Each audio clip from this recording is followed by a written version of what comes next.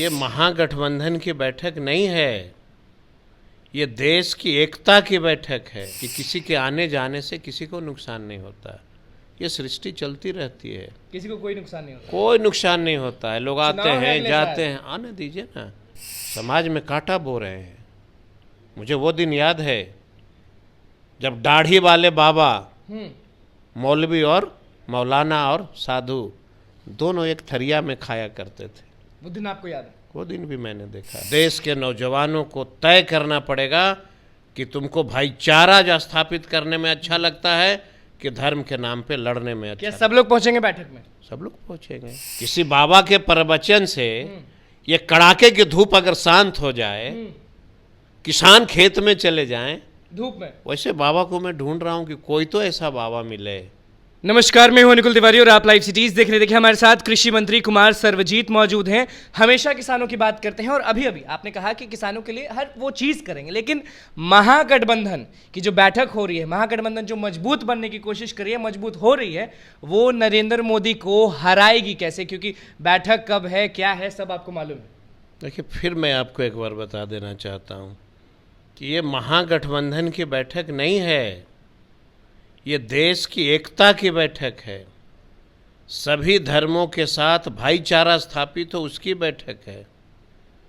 और जब देश में कोई धर्म के नाम पे राजनीति करना चाहता हो, जब देश में आपस में लड़ा करके विखंडित करना चाहता हो देश को, अगर उसकी लड़ाई के लिए देश के वैसे योद्धा जिसको देश से प्रेम है, देश की एकता पसंद करते हैं, देश में भाईचारा पसंद करते हैं, उनकी बैठक होगी। और देश के नौजवानों को तय करना पड़ेगा कि तुमको भाईचारा स्थापित करने में अच्छा लगता है कि धर्म के नाम पे लड़ने में अच्छा। क्या सब लोग पहुंचेंगे बैठक में? सब लोग पहुंचेंगे। जो हमारे उप मुख्यमंत्री और माननीय मुख्यमंत्री ने निर्णय लिया है, अब जरा बताइए कि इस देश में कोई ऐसा व्यक्ति है, नेता हो, नौजवान हो, कोई चाहता है कि देश में एकता नहीं रहे, देश की तरक्की नहीं हो? धर्म के नाम पे राजनीति करके कभी देश को कोई तरक्की पे नहीं ले गया है, इतिहास गवाह है। तो कौन एकता नहीं कोई चाहता? कोई एक व्यक्ति तो कौन ऐसे लोग हैं जो एकता नहीं चाहते हैं? ये तो उनसे पूछना पड़ेगा। कौन लोग मुसलमानों की बात करते हैं, कौन लोग दलितों की बात करते हैं, कौन सभी जाति धर्मों की बात करते हैं। हमने कहा हम A to Z को पसंद करते हैं, हमने कहा नौजवानों को हम पसंद करते हैं, नौजवान है तभी देश जब है। दलित की बात छिड़ी गई है तो आपने एक बार कहा था कि दलितों का नेता हम चिराग पासवान को मानते ही नहीं। सबकी पार्टियां अलग अलग है ना, कौन किसका नेता है उससे हमको मतलब नहीं है। मतलब है कि नेता वही है जो देश की एकता की बात करेगा, जो सब धर्म और सब धर्मों की बात करेगा, वही नेता हो सकता है।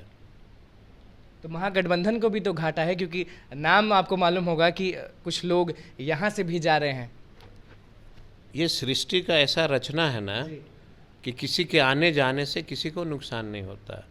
ये सृष्टि चलती रहती है, किसी को कोई नुकसान नहीं होता। कोई नुकसान नहीं होता है। लोग आते चुनाव है हैं अगले जाते हैं, आने दीजिए ना। चुनाव हमारा नहीं है, फिर कह रहे हैं चुनाव देश के नौजवानों का है, जिसके पूर्वजों ने देश को बचाने के लिए कुर्बानियां दिया। क्या आज उसका पोता, परपोता, बेटा क्या देश को फिर से गुलाम बनाएगा क्या? मुझे तो नहीं लगता है। अगर आप ही सबके मांझी जो हैं वो भाजपा में चल जाएंगे तो क्या होगा? कहीं चले जाए ना, सवाल यहाँ भाजपा आरजेडी का नहीं है, सवाल देश की एकता का है। कौन लोग है जो कुर्बानी देना चाहता है कि देश में एकता स्थापित रहे? कौन लोग है जो हिंदू मुसलमान को बात, एकता की बात करेगा? बैठक में यही फैसला होगा। यही फैसला होना है कि देश को कैसे बचाया जाए। देश को जाति धर्म के नाम पे बांटने वाले लोग कैसे जो हैं लड़ाई लड़ेंगे उसके खिलाफ, ये निर्णय होना है। महागठबंधन हरा पाएगी नरेंद्र मोदी? किसी बाबा के प्रवचन से अगर देश तरक्की कर जाए तो हम रोज प्रवचन करा देंगे। किसी बाबा के चक्कर में, किसी बाबा के प्रवचन से ये कड़ाके की धूप अगर शांत हो जाए, किसान खेत में चले जाएं, धूप में, वैसे बाबा को मैं ढूंढ रहा हूं कि कोई तो ऐसा बाबा मिले। जो किसान इतना परेशान है, सुखाड़ हो रहा है, जो है बेचारा इतनी कड़ाके की धूप में मौतें हो रही हैं, कोई वैसे बाबा ऐसे नहीं। बाबा को आप मानते नहीं हैं? देखिए, मैं तो सिर्फ देश के नौजवानों को मानता हूँ, गरीबों को मानता हूँ, जो कड़ी मेहनत करके देश को चलाता है, देश को बचाता है। हम वैसे नेता को मानते हैं जो नौजवानों की रोजगार की बात करता हो। देश के प्रधानमंत्री सत्ता कैसे मिला? कहा नौजवानों को रोजगार देंगे, तो नौजवान भरोसा कर लिए, भाई भरोसा किया। आज फिर एक दलित का बेटा, गरीब का बेटा ये आह्वान कर रहा है कि देश के नौजवानों को, चाहे वह किसी जाति धर्म के लोग हों, उनको आना पड़ेगा, देश को बचाना पड़ेगा। और जो धर्म के नाम पे राजनीति कर रहे हैं, जो भाईचारा मिटाना चाहते हैं, उसके लिए फिर से एक बार कुर्बानी देनी पड़ेगी, देना पड़ेगा। ये देश सबका है। कोई तो मजबूत होंगे भाजपा में। कौन मजबूत है? ये सत्ता किसी का है क्या? देश के लिए काम करिएगा, सत्ता में रहिएगा। अगले साल चुनाव है, हर जगह उतारेंगे। देश के लिए काम नहीं करिएगा, जनता उखाड़ फेंकेगी। जनता से बड़ा जो है फैसलेदार कोई नहीं होता। अगले साल चुनाव है, बहुत दमदार लोग उतरेंगे, आपके तरफ से भी, उनके तरफ से भी। भाई हम तो एक आम नागरिक के तरह हम तो आह्वान कर रहे हैं देश को, नौजवानों से, कि अगर बेरोजगारी का मार झेल रहे हो तो अपनी मांग दोहराओ। कहाँ गया मेरा रोजगार? कहाँ गया जो वादा किए थे? कहाँ गया जो वादा किए थे? मांगना पड़ेगा ना। हम काम नहीं करेंगे, जनता हमें हटाएगी? हम काम करेंगे देश के गरीबों के लिए, सभी जाति धर्मों के लिए। हमारे पास सब बराबर है, मेरे लिए कोई जात पात नहीं है। हम देश के लिए काम कर रहे हैं, हम देश के लिए मर मिट रहे हैं। हमारा गरीब का बेटा जो है फौज पे बॉर्डर पे जाकर के खड़ा रहता है, वो इस दिन के लिए खड़ा है कि मेरे देश में हम राइफल लेके बॉर्डर पे खड़े हैं और देश के नेता जाति धर्म की बात करेगा। मतलब महागठबंधन भारी पड़ने वाली है भाजपा पे अगले साल ये चुनाव। समय बताएगा। आपने साफ कहा है कि किसी के आने और किसी के जाने से कोई फर्क नहीं पड़ेगा, फर्क नहीं महागठबंधन पड़ता है। देश का नौजवानों को दिशा तय करना है। किसके साथ देश का नौजवान जाएगा? देश की महिलाएं, देश की बेटियां, उसको तय करना पड़ेगा। बिहार की महिलाएं तो हमेशा कहती हैं कि नीतीश कुमार हमें आगे बढ़ाएं। नीतीश जी ने काम किया है। जो काम करेगा, जो बोएगा सो पाएगा। और अब बोएंगे कांटा तो फूल कहाँ से पाएंगे?